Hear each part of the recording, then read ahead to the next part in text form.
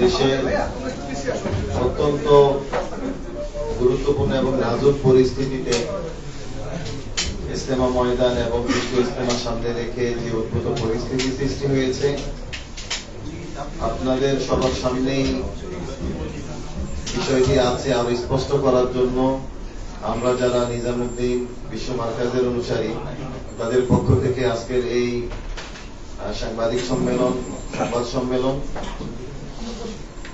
এখানে সকল সাংবাদিকদেরকে প্রথমে আমরা অভিনন্দন জানিয়ে আমাদের পরিচয়টি দিচ্ছি। আমাদের একদম ওই পাশে যিনি আছেন মাওলানা মুফতি মুআজ বিন নূর, আমাদের নিজামুদ্দিন অনুসারীদের অত্যন্ত পরিচিত মুখ। উনি নিকুঞ্জের হামিউস সুন্নাহ দারুল উলুমের প্রতিষ্ঠাতা পরিচালক।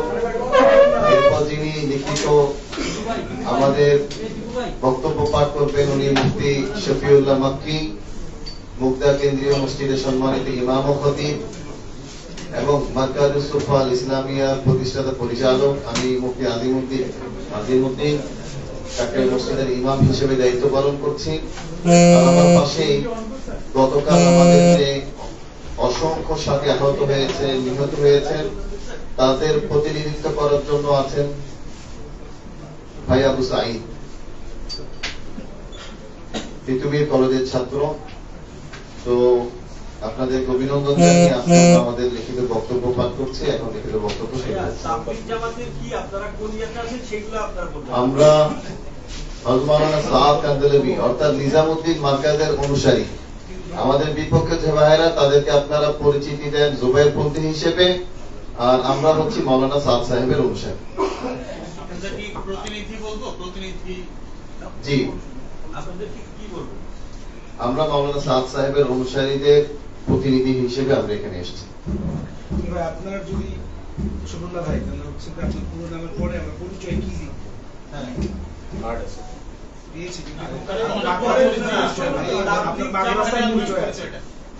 উনি মুগদা কেন্দ্রীয় মসজিদের ইমাম ও খতিব, তাবলীগের একজন কর্মী।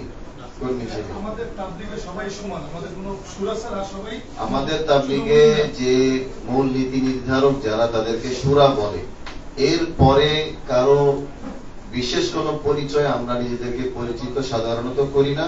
সবাই আমরা নিজেদেরকে কর্মী হিসেবে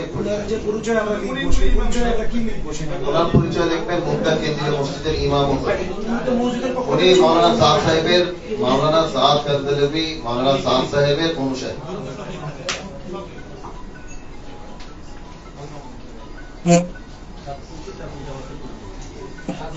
জামাতের প্রতিনিধি।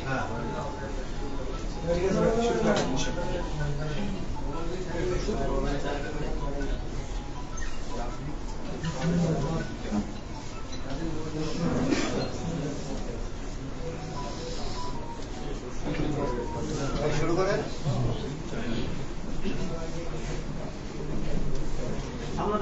বিসমিল্লাহির রহমানির রহিম।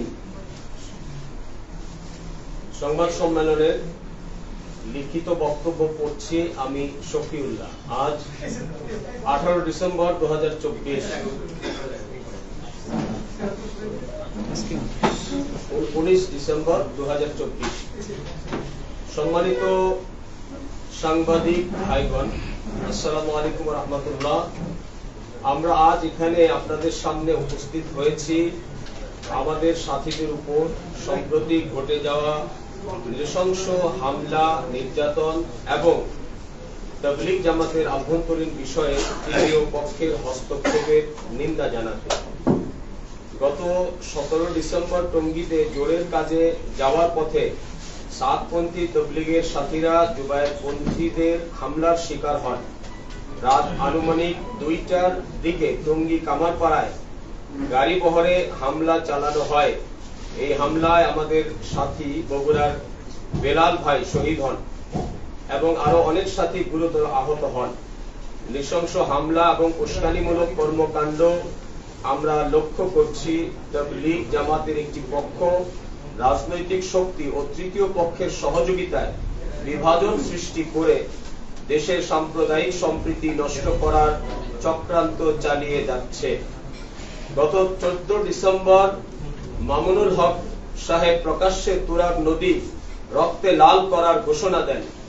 এর ফলে সারা দেশে সাতপন্থী তবলিগ সাথীদের উপর নির্যাতন বৃদ্ধি পেয়েছে।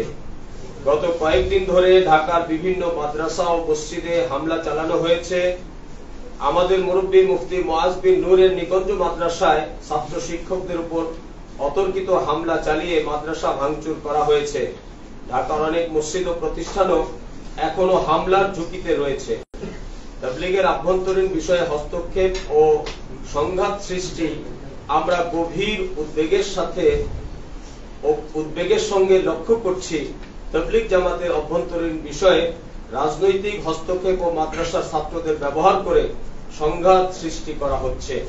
মামুনুল হক ও তার অনুসারীরা মিথ্যা অপপ্রচার ও হুমকি দিয়ে তাবলীগের শান্তিপূর্ণ পরিবেশ নষ্ট করছে। আমরা শান্তি ও অহিংস পথ চলায় বিশ্বাস করি এবং সবসময় আলোচনার মাধ্যমে সমস্যার সমাধান করতে চাই। আমরা ইতিমধ্যে সরকার, সেনাবাহিনী এবং বিভিন্ন সংস্থার কাছে 25টি বেশি আবেদন করেছি। সংঘাত এড়ানোর জন্য আমাদের দাবি সমূহ: 1. আগামী বিশ্ব ইজতেমায় মাওলানা সাদ কান্দলভি দামাত বারাকাতুহুম এর অংশগ্রহণ নিশ্চিত করতে হবে। 2. কাকরাইল মসজিদে সাদপন্থীদের স্বাভাবিক কার্যক্রম পরিচালনায় কোন রকম বাধা দেওয়া যাবে না। 3. টঙ্গীর ইজতেমার ময়দান সরকার নিয়ন্ত্রণে রেখে আমাদের ইজতেমার আগে বুঝিয়ে দিতে হবে। সারা দেশে সাদপন্থী তাবলীগ সাথীদের উপর আক্রমণ, নির্যাতন ও বাধা বন্ধ করতে হবে। তাবলীগ জামাতের রাজনৈতিক হস্তক্ষেপ এবং মাদ্রাসার ছাত্রদের ব্যবহার বন্ধ করতে হবে। পরিশেষে আমরা সরকারের কাছে জোর দাবি জানাই, তাবলীগের আভ্যন্তরীণ বিভক্তি এবং সহিংস ঘটনায় বিচার বিভাগীয় তদন্ত করে দোষীদের শাস্তির আওতায় আনতে হবে। কেউ যেন ধর্মকে ব্যবহার করে দেশের শান্তি বিনষ্ট করতে না পারে। উপস্থিত ছিলেন আমাদের মধ্যে, আগেই তো আমরা পরিচয় দিয়েছি যে আমাদের আমি শফিউল্লাহ ভাই মুআজ এবং মুফতি আজিমউদ্দিন সাহেব। আমরা দেখেছি ইজতেমার মাঠে আজকেও দেখেছি যে প্রায় 550 জনের বেশি জুবাইরপন্থী মুরব্বীরা দেখলাম যে মাঠে তারা অবস্থান করছে। সেই জায়গা থেকে আপনাদেরকে বের করে দিল, তারা আবার সেই মাঠে আবার দেখলাম যে তারা দেখলো যে তাদের মাল সামানা ঠিক আছে কিনা, লুটপাট হয়েছে কিনা, সেই বিষয়ে আমরা দেখলাম যে সকালে তারা অবস্থান করেছে। প্রত্যেকটা পয়েন্টে আমরা দেখেছি যে প্রায় 500-550 জুবাইরপন্থী যে মুরব্বীদের আমরা দেখেছি কিছু। সেই জায়গা থেকে এখন আপনারা কি করবেন? তারা বলছে যে তাদের বিশ্ব ইজতেমা তারা করবে, তারা বলছে সব ধরনের প্রস্তুতি তারা নিয়েছে। যদি না করতে যায় আপনাদের, সেই জায়গা থেকে আমি একটু অ্যাড করি। আজকে তারা সংবাদ সম্মেলন করেছিল দুপুরে এবং সেখানে জানিয়েছে যে আপনাদেরকে প্রতিহত করা হবে এবং তার অংশগ্রহণ দেওয়া হবে না। এই বিষয়ে আসলে আপনাদের তারা মামলারও প্রস্তুতি নিচ্ছে। আপনি বলেন, আপনি বললেন ভালো, সরাই নিয়ে যেতে ঠিক আছে। প্রিয় সাংবাদিক ভাইয়েরা, আপনাদের মাধ্যমে আমরা এই কথা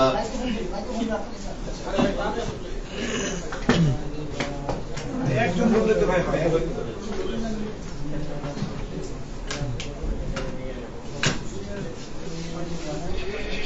আমার প্রিয় সাংবাদিক ভাইয়েরা, আপনাদের মাধ্যমে এই কথা আমরা আবারও স্পষ্ট করছি। আপনারা আমাদের এই দাবির পক্ষে, আপনারা আমাদের সাক্ষী। আপনাদের মাধ্যমে ইতিপূর্বে আমরা 3 থেকে 4 বার লিখিতভাবে তাদেরকে সাম্য, ঐক্য এবং শান্তির পক্ষে তাদেরকে আহ্বান করেছি। এমনকি আপনারা জানেন যে ঢাকা বিভাগীয় যিনি কমিশনার, ওনার বৈঠকে আমরা সরাসরি বাংলাদেশ প্রশাসনের সকল যারা দায়িত্বশীল তাদের মাধ্যমেও অপর পক্ষকে সামনে রেখে আমরা শান্তি, সম্প্রীতি এবং সমঝোতার আহ্বান করেছি। কিন্তু আমরা হতাশ হয়েছি যে বারবার তারা আমাদেরকে নিরাশ করেছে, আমাদের কোনো উত্তর দেননি।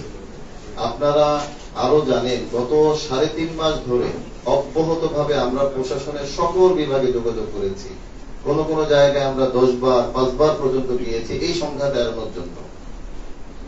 তারপরও বিগত 2 দিন আগে যে সংঘর্ষ হয়ে গেছে, এই জন্য যে পক্ষেরই একজন মানুষ ইন্তেকাল করুক, সেটা আমরা মনে করি যে একজন মানুষের ইন্তেকাল হয়েছে, এটা আফসোস এবং দুঃখের কোনো শেষ নেই। এই সংঘর্ষটা এড়ানোর জন্য গত 3.5 মাস ধরে আমরা অব্যাহতভাবে চেষ্টা করেছি। আমরা তাদেরকে, আমাদের অপরপক্ষ জুবাইরপন্থী ভাইদেরকে আহ্বান করেছি, সাথে সাথে আমাদের দেশের ওলামায়ে কিরামকে আমরা আহ্বান করেছি যে দারুল উলুম দেওবন্দ যেভাবে তারা তৃতীয় পক্ষ, তারা নিরপেক্ষ ভূমিকা পালন করছে, আপনারা এক পক্ষ না নিয়ে আপনারা নিরপেক্ষ হিসেবে 2 পক্ষ 2 ভাইয়ের মধ্যে যদি সংঘর্ষ হয়ে যায়, ঝগড়া বিবাদ হয়, তাহলে আপনারা সমাধানের রাস্তায় থাকেন। আমরা তাদেরকে জানিয়েছি, বিশ্ববরেণ্য সারা পৃথিবীর বিখ্যাত 2 জন আলেম, আরশাদ মাদানী দামাত বারাকাতুহু, মুফতি তৌফিক ইসমাইলি সাহেব, উনাদের যে সমঝোতামূলক প্রস্তাব যে দুটো পক্ষ হকের উপর আছে, 2 মাযহাবের মতো যে যার যার মতো চলবে, আপনারা সেই পথে আসুন। কিন্তু আপনারা জেনেছেন আমাদের সকল শান্তির আহ্বানকে তারা উপেক্ষা করে তারা তুরাগ নদীকে রক্তের বন্যায় ভাসিয়ে দিতে চেয়েছে।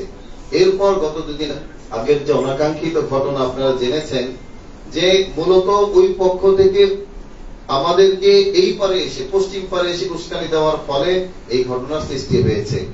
তো যেটাই হয়েছে, আমরা প্রশাসনকে অনেক আগে থেকে আহ্বান করেছিলাম যে এই মাঠ যেহেতু সরকারের, এটা সরকারের নিয়ন্ত্রণে রাখা হোক। মূলত প্রশাসন যদি আগে থেকে এই মাঠটাকে তাদের নিয়ন্ত্রণে রাখতো, আমরা মনে করি যে এই ঘটনা আজকে ঘটতো না। আমরা 10 দিন ধরে লক্ষ্য করেছি, আমাদের প্রশাসনের ভাইয়েরা অনেক চেষ্টা করেছেন তারা মাঠকে খালি করার জন্য, তাদেরকে এখান থেকে বের করে দেওয়ার জন্য, কিন্তু তারা কোনোভাবেই তাদের দাবি মানেননি। এখন আপনারা যে প্রশ্ন করেছেন যে তারা এখনো মাঠে অবস্থান করছে, আমরা বলবো আমরা আমাদের প্রশাসনের প্রতি যথেষ্ট পরিমাণ আস্থা রাখি এবং তাদের আন্তরিকতা আমরা নিজেরা দেখেছি যে তারা কতটা আন্তরিক।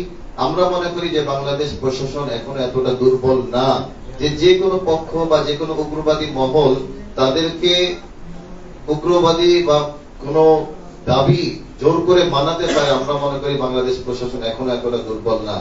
আমরা প্রশাসনের মাধ্যমে এই যাবৎকাল পর্যন্ত এগিয়েছি, আমরা সামনেও প্রশাসন নিজেরা বলেছে যে মাঠ তাদের নিয়ন্ত্রণে থাকবে। আমরা আশা করছি প্রশাসন তাদের নির্দিষ্ট লোকদের মাধ্যমে, পুলিশের মাধ্যমে বা র্যাব, আর্মি ফোর্সের মাধ্যমে প্রশাসন এই মাঠটাকে তাদের নিয়ন্ত্রণে রাখবে। উভয় পক্ষের এই মাঠের মধ্যে সমান অধিকার প্রশাসন নিশ্চিত করবে। এই ব্যাপারে আমরা প্রশাসনের প্রতি আস্থাশীল। আপনাদেরকে প্রতিহতের ঘোষণা দিয়েছে, যেটা আপনাদের বক্তব্য। আমাদেরকে প্রতিহতের ঘোষণা আজকে দেয়নি। আপনারা জানেন 5ই নভেম্বর সরোয়ারদী উদ্যানে তাদের ভাষ্য মতে লাখ মানুষের মজমা এবং তলাবা ওলামায়ে কেরামের মজমায় আমাদেরকে অনেক প্রতিহতের ঘোষণা দিয়েছে। এই ঘোষণাগুলি সমাজে অস্থিরতা তৈরি করা ছাড়া, অস্থিতিশীলতা তৈরি করা ছাড়া আমি মনে করি যে এটা কোনো ফায়দা, কোনো উপকার না সমাজকে করে, না তাদেরকে কোনো উপকার করে। তাদের এই প্রতিহতের ঘোষণায় আমরা মোটেও প্রভাবিত নই, আমরা তাদেরকে প্রতিহত করব না। আমরা তাদের সম্মানকে বুকে ধারণ করি। যে ঘটনা ঘটে গেছে এমন দ্বিতীয় ঘটনা না ঘটে এই ব্যাপারে আমরা জুবাইরপন্থী সর্বোচ্চ মহল যারা এবং ওলামায়ে কেরামকে যারা নেতৃত্ব দিচ্ছেন তাদের প্রতি আমরা আহ্বান জানাবো যে এমন পরিস্থিতি দ্বিতীয়বার না ঘটে সেই ব্যাপারে আপনারা সম্পূর্ণ সচেতন থাকবেন, এটা আপনাদের দায়িত্ব। কালকে যে ঘটনা ঘটেছে, 4 জন নিহতের ঘটনা, সেখানে আপনারা দায় এড়াতে পারেন কিনা? দেখুন, একটা যখন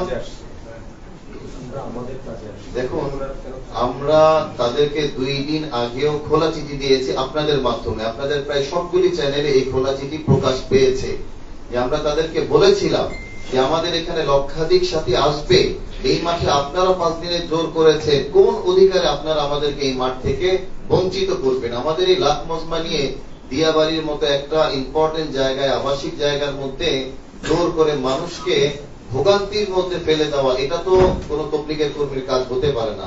আমরা খোলা চিঠির মাধ্যমে জানিয়েছি এরপরও যদি কোনো ঘটনা সৃষ্টি হয় তাহলে এর সম্পূর্ণ দায়ভার মাওলানা জুবায়ের সাহেব এবং তাদের অনুসারী যারা আছে, পরামর্শ দাতা যারা আছে এবং ওলামায়ে কেরামের মধ্যে যারা উস্কানি দিয়েছেন, রক্তের বন্যা বইয়ে দিবে। আপনাদের মাধ্যমে আমরা এই চ্যালেঞ্জ করছি আমাদের পক্ষ থেকে এরকম উস্কানিমূলক উগ্রতাপূর্ণ একটা বক্তব্য যদি আপনারা দেখাতে পারেন, আমি আশা করছি আমাদের পক্ষ থেকে এরকম একটা বক্তব্য আপনারা দেখাতে পারবেন না। যারা এই সমস্ত বক্তব্য দিয়েছে, আমি মনে করি আমাদের পক্ষের হোক আর ওই পক্ষের হোক, আমরা স্পষ্ট করেছি যে পক্ষেরই কোনো দুর্ঘটনা ঘটবে এটা সম্পূর্ণ দায়ভার তাদেরকেই নিতে হবে। আচ্ছা, একটা বিষয় একটু জানতে চাই, সেটা হচ্ছে যে জোবায়েরপন্থী যারা আছেন ওনারা বলছেন যে ওনাদের যে পর্বটা 31 থেকে 2 ফেব্রুয়ারি তারা এই পর্ব করবেন, কিন্তু আপনাদের যে পর্বটা ছিল 7 থেকে 9 ফেব্রুয়ারি সেই পর্ব আপনাদেরকে করতে দেওয়া হবে না। এখানে আমরা একটু স্পষ্ট করে আসলে জানতে চাচ্ছি যে তারা যদি পর্ব করে আপনাদেরকে পর্ব করতে দেওয়া হবে না, আপনারা আপনাদের পর্বটি আসলে করবেন কিনা, এটি একটি প্রশ্ন। এবং দ্বিতীয় প্রশ্ন হচ্ছে 20 থেকে 24 তারিখ পর্যন্ত আপনাদের যে ইস্তেমা, মানে জোর ইস্তেমা যেটি আসলে করার কথা ছিল, এই মুহূর্তে মাঠ প্রশাসনের হাতে, আপনারা এই 20 থেকে 24 তারিখ ওখানে যাবেন কিনা? সাথে একটু যোগ, যদি মাওলানা অনেকেরই প্রশ্নগুলো আসলে অনেক সময় মনে থাকবে না, এই জন্য যদি মাওলানা সাদ সাহেবকে আসতে দেওয়া না হয় তাহলে আপনাদের বক্তব্য। সুন্দর কথা বলেছেন, চমৎকার প্রশ্ন আপনারা করেছেন। এই প্রশ্নগুলির উত্তর আমরা এইভাবে দিতে চাই যে আমরা মনে করি বাংলাদেশের মধ্যে শক্তিশালী একটা গভর্নমেন্ট আছে, এখানে অত্যন্ত সুগঠিত সরকার প্রশাসন আছে, যেখানে সরকার আমাদেরকে ডেট দিয়েছে ইস্তেমার জন্য। এই ডেটকে কেউ বলবে প্রতিহত করবো আর বাংলাদেশ সরকার মেনে নিবে, আমরা তো বাংলাদেশ সরকারের কাছে এমনটা আশা করি না।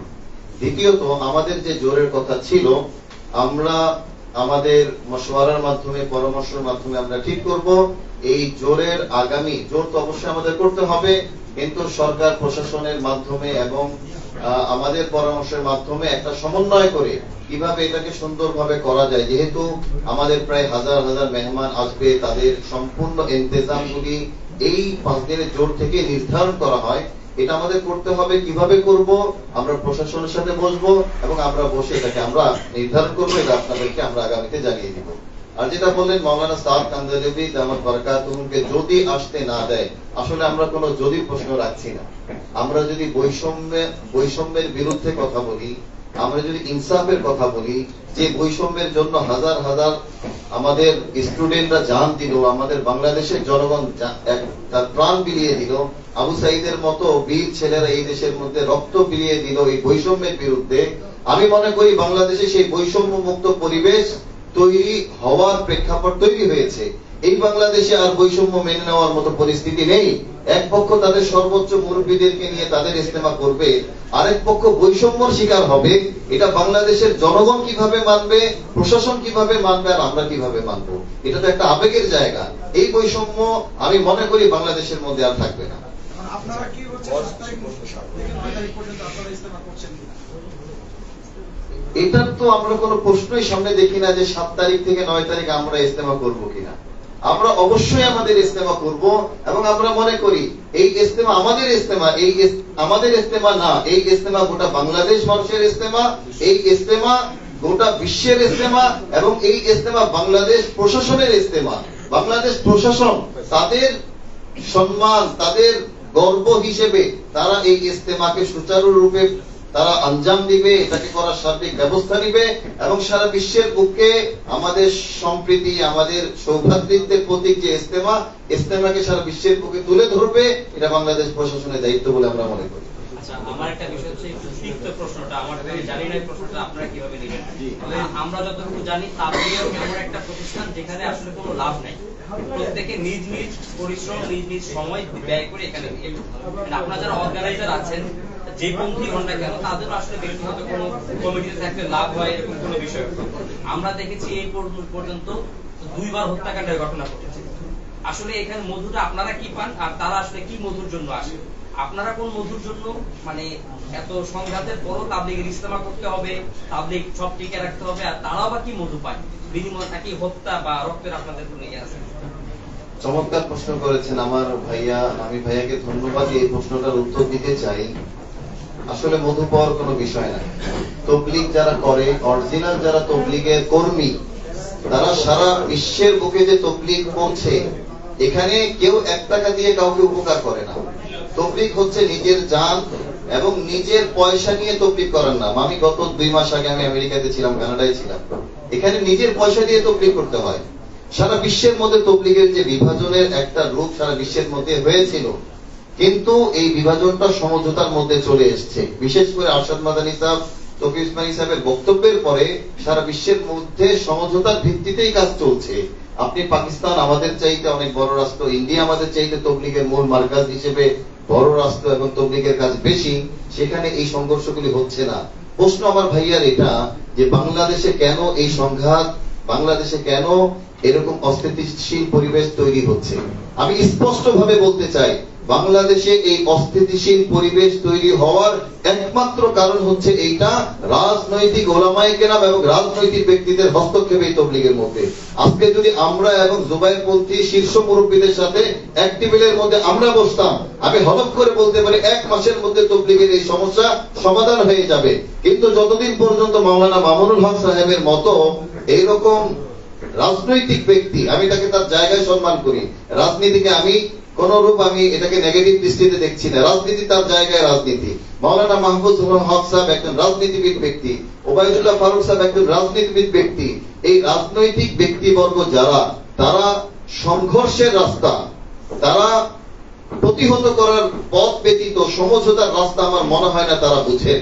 আমি তাদেরকে আহ্বান করব যে রাজনৈতিক ব্যক্তিবর্গ যারা আছেন, আজকেই যদি তাদেরকে তবলিগের অপর পক্ষ থেকে সরিয়ে না দেওয়া হয়, তাদেরকে যদি এই তবলিগে হস্তক্ষেপ করতে বন্ধ করতে না দেওয়া হয়, বাংলাদেশের এই সমস্যা 100 বছরেও সমাধান হবে না।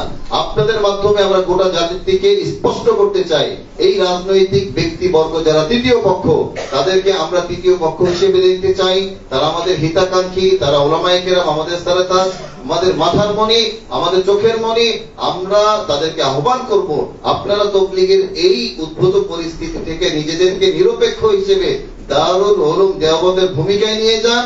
তাহলে বাংলাদেশের তবলিগের এই অস্থিতিশীলতা, আমি গ্যারান্টি দিব আগামী ইজতেমার আগেই যদি আমরা এবং জুবায়েরপন্থী শীর্ষ মুরব্বীরা এক টেবিলে বসতে পারি, এই সমস্যার সমাধান হয়ে যাবে ইনশাআল্লাহ।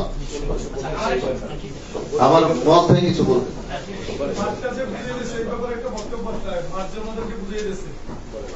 আচ্ছা, আমি একটু শেষ করি। জুবায়েরপন্থীরা বলছেন যে মাওলানা সাদ সাহেব নিজেকে তাবলীগের আমির দাবি করেন এবং তার কিছু মতবাদ চাপিয়ে দেওয়ার চেষ্টা করছেন, সেখান থেকেই আপনাদের এই দ্বন্দ্বের শুরু। আপনাদের এই বিষয়ে আসলে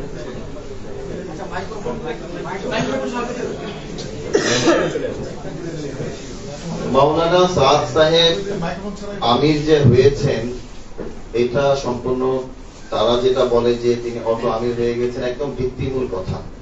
মাওলানা সাদ সাহেব পুরা বাংলাদেশে 2015 যে ইজতেমা হয়েছিল বা 16 যে ইজতেমা হয়েছিল, এখানে সারা বিশ্বের প্রায় 100 রাষ্ট্রের বা তার চেয়ে বেশি রাষ্ট্রের প্রতিনিধিরা উপস্থিত ছিলেন। ওইখানে ফয়সাল বা নীতি নির্ধারক হিসেবে উপস্থিত ছিলেন মাওলানা ফারুক সাহেব, জুবায়েরপন্থী লোকদের একজন নীতি নির্ধারক। উনি ওই মজলিসের বিচারক বলেন, ফয়সাল বলেন, উনি ছিলেন। উনার সামনে উনি রায় নিয়েছেন মাওলানা সাদ সাহেব আজ থেকে বিশ্বের আমির হতে পারেন কি না।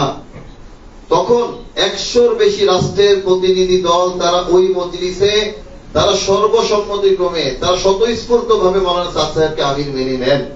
সেখানে একজন জুবায়েরপন্থী কেউ এটার বিরোধিতা করেন নাই। আপনারাই বলেন, যেখানে 100 রাষ্ট্রের বেশি মানুষ, এবং ফয়সাল মাওলানা সাদ সাহেব ছিলেন না, ফয়সাল ছিলেন মাওলানা জুবায়েরপন্থী মাওলানা ফারুক সাহেব, তার উপস্থিতিতে যখন ওনার আমিরের ফয়সালা হয়, এখানে লিখিতভাবে মাওলানা ফারুক সাহেব এটা সিগনেচার সহ এটা লিখিতভাবে দেন যে সারা বিশ্বের মেহমানদের উপস্থিতিতে মাওলানা সাদ সাহেব আমির হিসেবে নির্বাচিত হয়েছে। এখন যদি তাদের বক্তব্য তারা ফিরিয়ে নেন বা কোনো অন্য কারো ষড়যন্ত্রের কবলে পড়ে তাদের বক্তব্য তাদের লিখিত দিয়ে তারা ফিরিয়ে নেন, এটা সম্পূর্ণ দায়ভার তাদের। কিন্তু মাওলানা সাদ সাহেব যে আমির হয়েছেন সম্পূর্ণ লিগেল ওয়েতে এবং সম্পূর্ণ নিয়মতান্ত্রিক ভাবে। উনি আজকে আমির না, উনি 1995 সাল থেকে ইজতেমার মাঠে নেতৃত্ব দিচ্ছেন। দীর্ঘ প্রায় 25-30 বছর ধরে উনি এককভাবে না, ওনার সাথে আরো 2 জন ছিল, তারপরে একজন চলে গেছেন, আরেকজন ছিল, তারপরে উনি এককভাবে 14 সালের পর থেকে উনি আমির হিসেবে বিবেচিত হয়ে আসছেন। তো তাদের দাবিটা আমরা মনে করি সম্পূর্ণ ভিত্তিহীন, স্ববিরোধী কথা। তারাই তাকে আমির বানিয়েছে, এখন তারা মানছে না। এই প্রশ্ন তো তাদেরকে করা দরকার যে কেন আপনারা আমির বানিয়ে আপনারা নিজেরা মানছেন না। Thank you.